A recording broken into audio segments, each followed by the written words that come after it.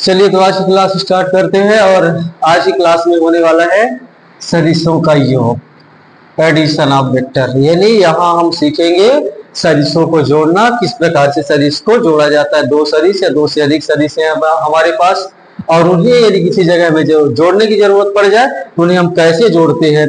तो देखिए, एक चीज तो आपको पता है कि सदिश को हम बीजगणित के नियम से तो बिल्कुल नहीं जोड़ सकते हैं।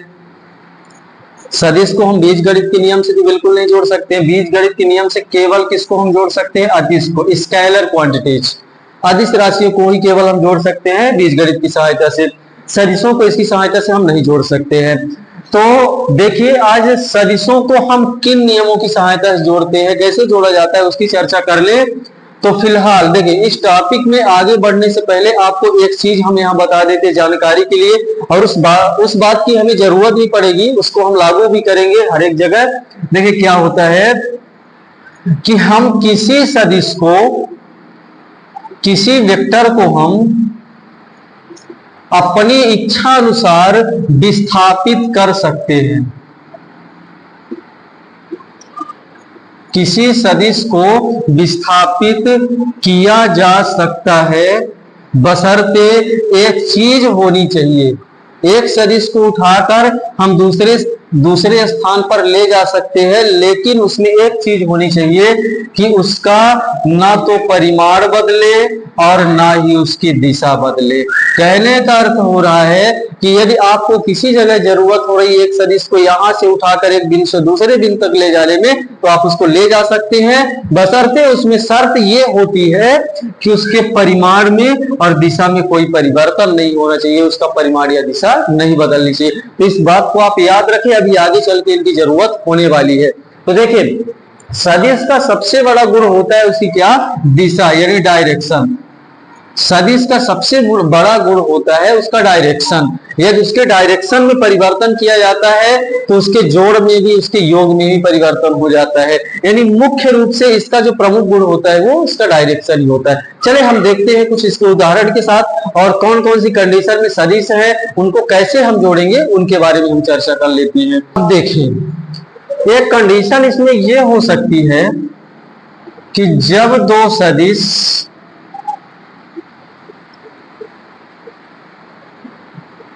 एक ही दिशा में कार्यरत हों,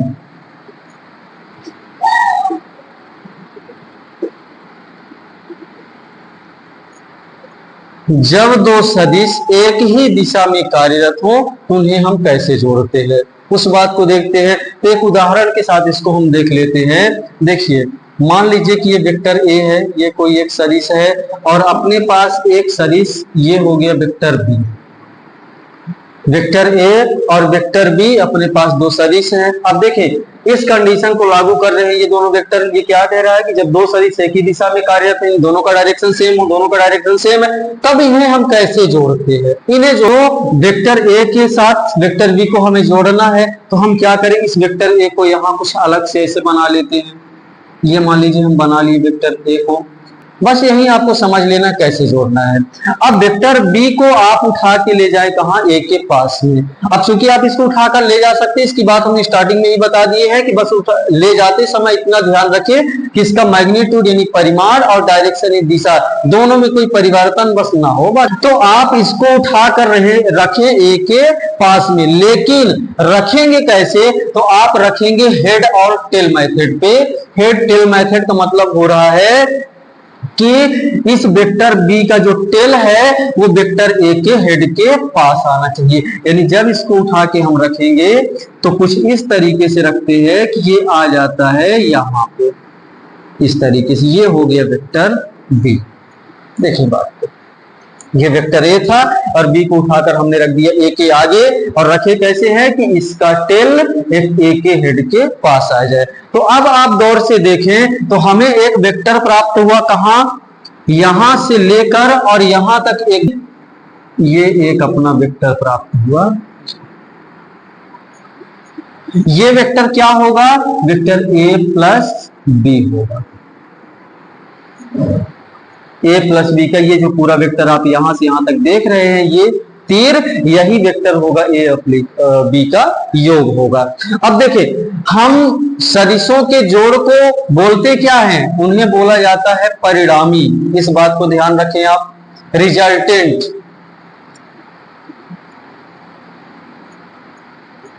रिजल्टेंट परिणामी बोला जाता है। तो ये जो ए वेक्टर ए प्लस बी कहलाएगा वो ए और बी का परिणामी यानी रिजल्टेंट कहलाएगा, और इसको हम डिनोट कर दें मान लीजिए आर से। इस तीसरे वेक्टर को हम आर से, ये ठीक वैसे ही कि यदि आप दो राशियों को जोड़ते हैं, ये दो राशियां आप जोड़ रहे हैं एक जैसी हो या अलग अलग हो, तो आपको एक तीसरी राशि प्राप्त होती है। दो को तीन से आप जोड़ते हैं तो आपको एक तीसरी राशि प्राप्त होती है। वही यहां भी हो रहा है, ए को बी के साथ जोड़े हैं तो मिला है क्या? आर। अब हम बात करें तो देखिए इस आर का जो मैग्नीट्यूड होगा, जो परिमाण होगा वो कितना होगा? तो mod vector R equal to कितना हो जाएगा? वेक्टर ए का परिमाण प्लस वेक्टर बी का परिमाण। ये अलग अलग यानी वेक्टर ए और बी के अलग अलग परिमाण का योग ही ये परिणामी वेक्टर का परिमाण हो जाएगा। अब इसके यदि हम दिशा की बात कर ले, डायरेक्शन की बात करें, तो डायरेक्शन देखिए दोनों की डायरेक्शन यहाँ सेम है, तो इसकी भी डायरेक्शन ये जो आपका आर निकला है वेक्टर ए और बी को जोड़ने के बाद ये जो तीसरा वेक्टर निकला है इस वेक्टर की डायरेक्शन भी उसी साइड से होगी।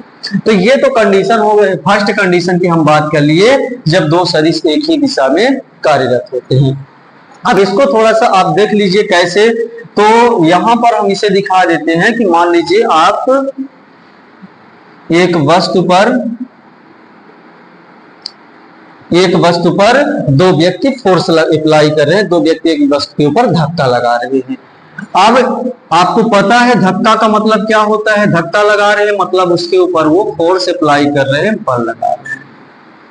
एक व्यक्ति इसके ऊपर बल लगा रहा था कितना?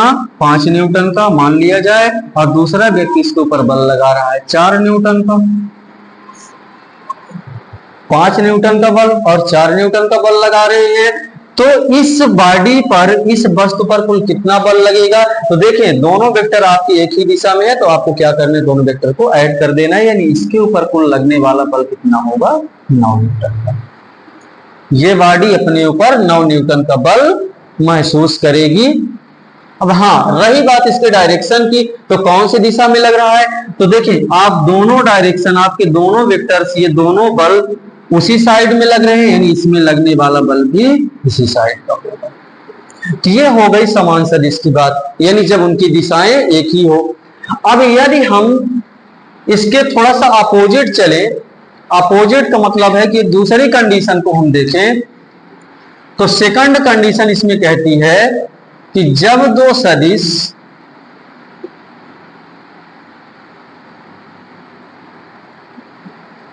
विपरीत दिशा में कार्यरत हो, दो वेक्टर जब अलग अलग दिशा, उल्टा दिशा हो, विपरीत का मतलब हो रहा है उल्टा, उल्टा का मतलब होता है कि ये एक पूर्व की ओर जा रहा है, दूसरा किधर जाना चाहिए? पश्चिम की ओर जाना चाहिए। तो इन वेक्टर्स को हम क्या बोलेंगे कि ये विपरीत दिशा में कार्य कर रहे हैं। तो इसको कैसे जोड़ते हैं? देखिए एक उदाहरण इसको भी हम दिखा देते हैं यहीं पे। तो इनका जो ऐड निकला था वो निकला था कुछ इस प्रकार से, वेक्टर आर यानी vector A plus vector B का योग था वेक्टर आर, ये पूरा सदिश। अब हम बात करेंगे विपरीत दिशा में यदि कार्यरत है, तो मान लीजिए आपके पास एक वेक्टर है ये ए और एक वेक्टर है आपके पास ये बी। जो बात हो रही विपरीत दिशा में, इनका अपोजिट डायरेक्शन है। एक वेक्टर है आपके पास ए और एक है बी। यदि इन्हें ऐड करना, इन्हें जोड़ना है तो क्या करना पड़ेगा? तो ठीक वही करना है जो आपने इसमें किया था। इसमें आपने क्या किया था कि बी वेक्टर को उठाकर ले गए थे ए के आगे, और रखना कैसे था? ए के हेड के पास, हेड इसके शीर्ष के पास इसके टेल को रखना था। इसमें भी वही करना है, आपको इस बी वेक्टर को उठाना है और रख देना है कहां? इस वेक्टर ए में। तो कैसे रखेंगे? देखिए ये हो गया आपका वेक्टर ए, और बी को रखना है इसमें, तो ध्यान क्या रखना है कि इसका जो ये वाला पॉइंट है टेल, वो ए के हेड के पास आए। तो जब इसको हम उठा के यहां से यहां लेके आएंगे तो कुछ ये वेक्टर आके ऐसे जुड़ जाएगा। ये हो गया वेक्टर बी। तो ये जो पूरी लाइन थी ये हो गई वेक्टर ए की, और यहां जब हम रख दिए तो ये हो गया कौन सा वेक्टर ए, कुछ इस तरीके से। तो अब हमारा जो रिजल्टेंट वेक्टर निकलता है जोड़ने के बाद जिनका परिणामी निकलता है, तो परिणामी क्या निकलता है कि पहले वेक्टर का क्या बोले थे हम, पहले वेक्टर के टेल और अंतिम वेक्टर के हेड तक जो सदिश प्राप्त होगा वही उन दोनों का योग होता है, उन दोनों का परिणामी होता है। इसमें भी वही करना है। पहले वेक्टर का, पहला वेक्टर आपका कौन सा था, ए, ये पूरा वेक्टर ए था, उसमें हम चला कि ये वेक्टर रख दिए कौन सा, बी, ये वेक्टर हम रख दिए हैं बी। तो पहले वेक्टर का टेल और दूसरे वेक्टर का हेड, ये यहां जो ये वेक्टर बन रहा है ये वेक्टर यही होगा vector A plus vector B का जोड़, ये होगा वेक्टर ए और बी का जोड़ होता है। तो यहां देखिए, यहां हमें क्या देखने को मिला, यहां पर वेक्टर ए में वेक्टर बी माइनस हो रहा है, क्योंकि इतना वेक्टर अपना माइनस हो रहा है, जितना वेक्टर बी था उतना अपना हिस्सा लेके निकाल दिया, अर्थात वेक्टर ए में वेक्टर बी माइनस हो रहा है। तो कहने का मतलब हो रहा है कि जब दो सदिश विपरीत दिशा में कार्यरत रहते हैं तो उनका जोड़ उनके घटाने के बराबर नहीं आई। बात समझ देखें, ऐसे यदि इसका मैग्नीट्यूड 2 होगा, इसका मैग्नीट्यूड 1 होगा, तो इनका जो जोड़ होगा वो जोड़ कितना आने वाला है, 1। कैसे, तो देखिए जब हम सदिश का प्रकार आपको पढ़ाए थे तो वहां एक चीज आपको हम बताए थे कि एक सदिश विपरीत हो जाता है तो विपरीत सदिश के लिए उसमें आपको माइनस चिन्ह का उपयोग करना होता है।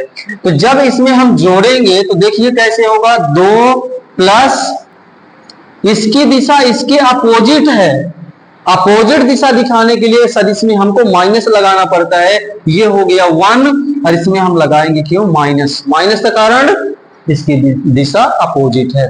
तो इसका आंसर कितना आने वाला है, 2 plus minus minus 1 equal to 1। तो कुछ इस तरीके से इन सदिशों को जोड़ा जाता है। तो आपको जो सदिश और अदिश के अंतर में एक बात मैंने बताई थी कि यदि सदिश में आप 2 और 2 को जोड़ते हैं तो वहां का रिजल्ट 4 भी हो सकता है और 0 भी हो सकता है। तो इस कंडीशन में जब 2 सदिश एक ही दिशा में कार्य कर रहे हैं तो उनका रिजल्ट कितना आएगा, 4। चूंकि देखें यदि इसका मैग्नीट्यूड 2 होता, इसका मैग्नीट्यूड 2 होता, ये 2 और 2 क्या होते, आपस में जुड़ जाते हैं। यहां से आपने देख लिया, लेकिन वही सदिश विपरीत दिशा में कार्यरत हो रहे हैं तो 2 और 2 का जोड़ यहीं पर कितना हो जाएगा, 0 हो जाएगा। तो ये अंतर में जो हम 2 चीजें बात किए थे वो हो गई। अब 2 सदिश को जोड़ना तो यहां हम आपको बता दिए हैं, कुछ ये 3 सदिश हो जाए इसी प्रकार से या 4 सदिश हो जाए तो उन्हें कैसे जोड़ा जाता है। तो एक मेथड जो अपना चलता है बहुत हेड टेल मेथड, थोड़ा सा उसकी बात कर ले हम। हेड टेल मेथड का ये क्या होता है, तो इनसे थोड़ा सा अलग हट के हम इसके बारे में बात करते हैं। तो चले हम बात कर लेते हैं हेड टेल मेथड की, हेड टेल मेथड की।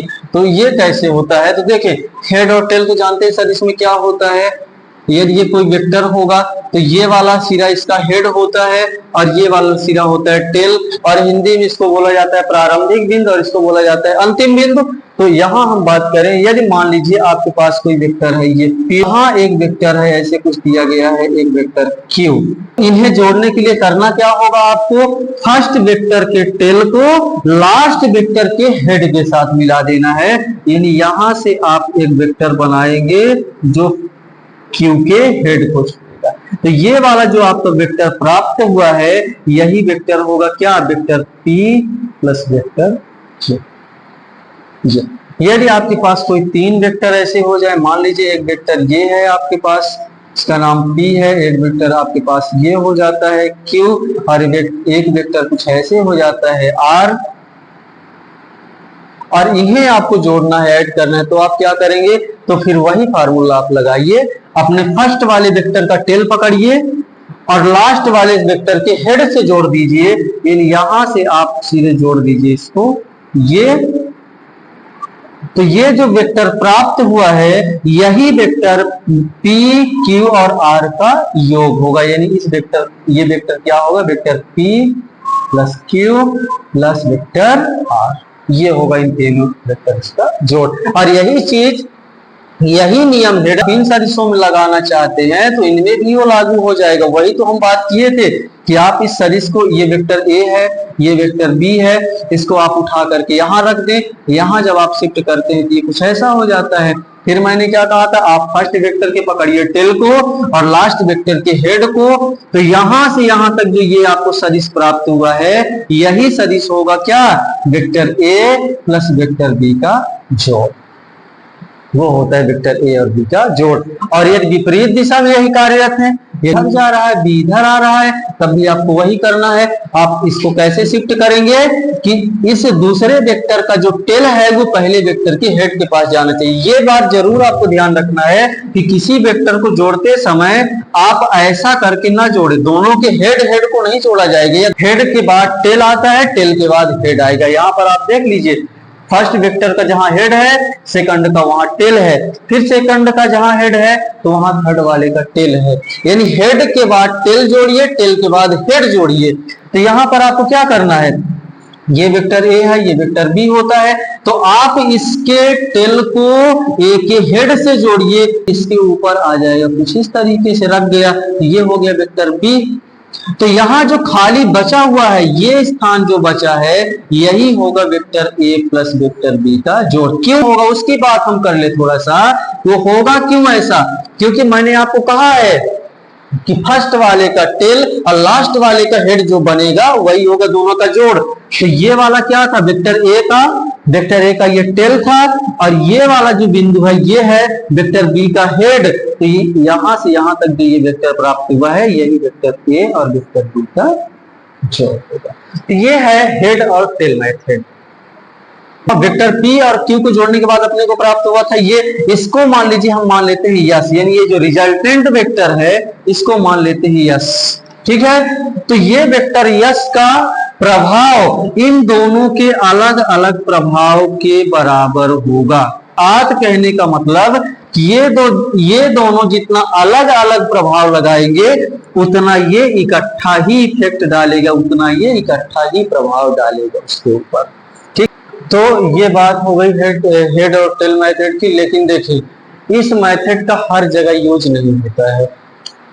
मान लीजिए कुछ कंडीशन ऐसी अपनी बन गई कि एक वेक्टर ये हो जाए और एक वेक्टर ये हो जाए, तब इनके बीच में आप क्या देख रहे हैं, एंगल बन रहा है, कोण बन रहा है। अर्थात जब दो सदिश किसी कोण पर कार्यरत हो तब हम इस नियम का पालन नहीं करेंगे, इस नियम की सहायता से उनका योग नहीं निकालते हैं। उसके लिए होता है